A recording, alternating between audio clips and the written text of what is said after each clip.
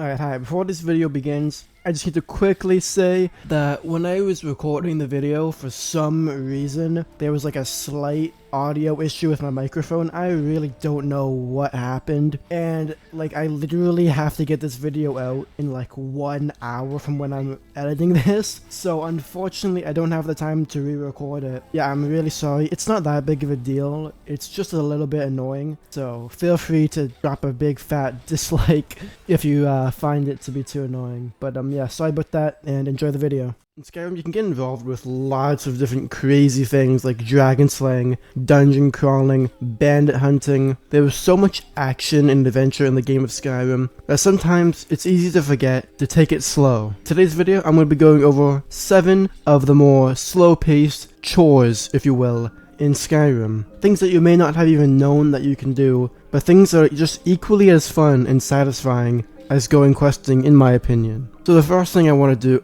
talk about. So the first thing is certain blacksmiths like Alvor in Riverwood and Adrian Avenici will have a dialogue option asking them if they need any help around the forge. Now this actually will kickstart a quest with them where they will ask you to help them make an iron dagger, then you bring it back to them and they ask you to sharpen it, and then they want you to make a hide helmet and improve on it. This is basically just a simple way of teaching new players how to use the blacksmith stations, but it's really well integrated into the game, and it is a fun thing you can do to get a free hide helmet and iron dagger early game. And it also does make you friends with that NPC, so it is worth doing. Something I am definitely guilty of in Skyrim is actually going out and adopting kids, but then kind of neglecting them once I actually have them. Something you can actually do is give your kids gifts. And this has actually resulted in some very funny clips. You can give your kid a wooden sword, but you can also give them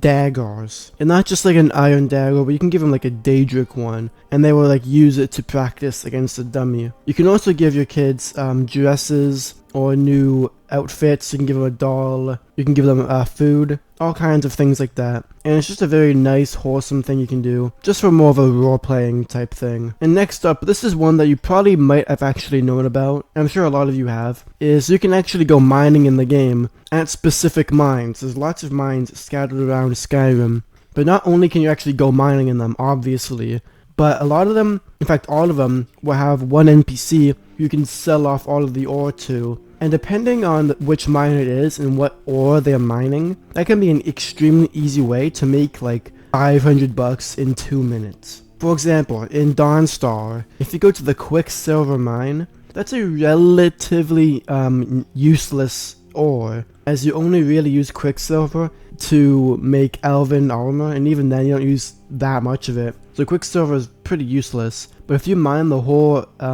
mine's worth of ore and sell it to the person, you get a quick like 300-400 bucks, which I think is very underrated and very quick to actually do. And in that same vein, you can actually go chop firewood when you're at a mill or a certain chopping blocks within cities or within villages. And chopping firewood is good for 2 reasons, because you can sell it to the person who runs the mill or someone who owns the inn. You can sell them firewood and they'll give you $5 for one. And it takes you about, I would say, 10 to 15 seconds to go through one rotation of firewood chopping, which gives you 6. So it's a decent way to make money, I suppose. Not nearly as profitable as going dungeon crawling or anything, but it is something fun to do every once in a while. And also, 1 firewood and 1 iron ingot will make 24 iron arrows. And you can do this with any type of metal. Like you can do 1 firewood and 1 orichalcum ingot, and that'll give you 24 orcish arrows. And something to note, the reason why I bring this up is because the way that Skyrim levels up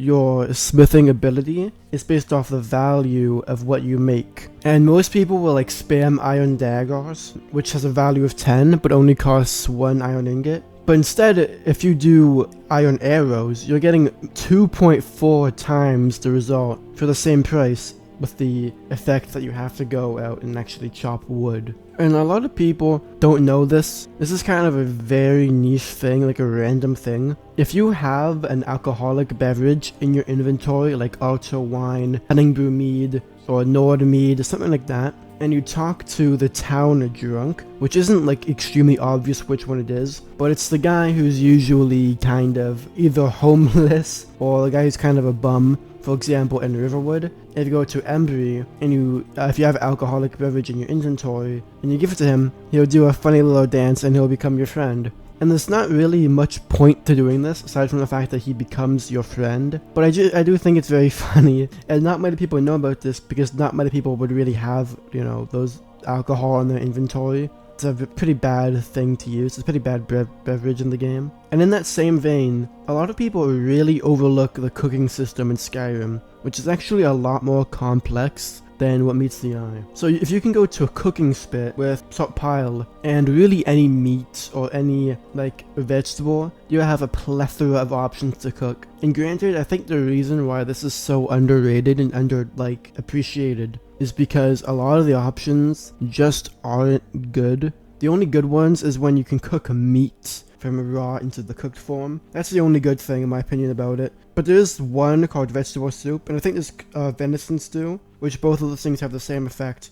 It basically gives you infinite power attacks. I'm sure you all know about that, but if you don't know, you need at least one stamina to do a power attack or a shield bash in Skyrim, and this stew replenishes one stamina a second, so you can always have enough stamina to do a power attack. In the Hearthfire DLC, which if you have Skyrim Special Edition or Anniversary Edition, you will have the Hearthfire DLC installed by default. But in that DLC, it also adds baking, which you can access through your bakery in your Hearthfire home. Or I think there's some other like bakery places around Skyrim, but they're pretty few.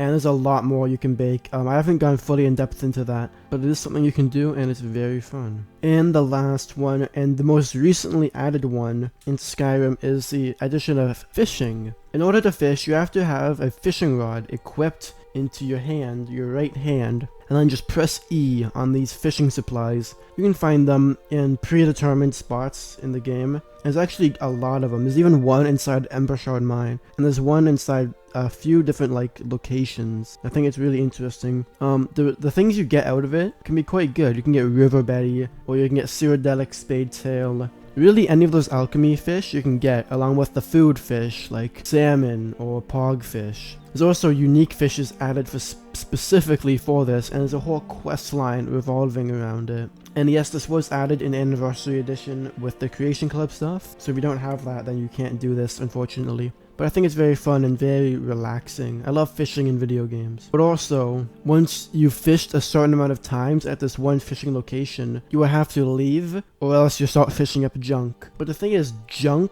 is in air quotes, kind of, because things like tankards or lanterns will count as junk. But also, you can get like iron helmets and like an iron war axe. I've thought about doing like a fishing only run where you can only use fishing items, and the fact that you can do that makes it completely possible. And you can sell it obviously for a small chunk of money. But yeah, thank you guys so much for watching. I know this was a bit of a different video, more of like a non-massive video, but I've been enjoying making these smaller and more nitpicky, detail-oriented Skyrim videos because I've been playing for an extremely long time, since probably about 2014 or so. Which is not as long as a lot of people, but pretty long. And I know a lot of secrets, a lot of the little things in Skyrim that have changed or that have remained the same over the years. And I don't know, I really enjoy highlighting all of the tiny little things I know. I just find it so strangely satisfying. So yeah, I've been enjoying making these videos lately. So if you enjoy as much as I do, drop a like and let me know in the comments what you thought. Also, if there's any other like video ideas like this you want me to go over where I highlight things people might not have known, then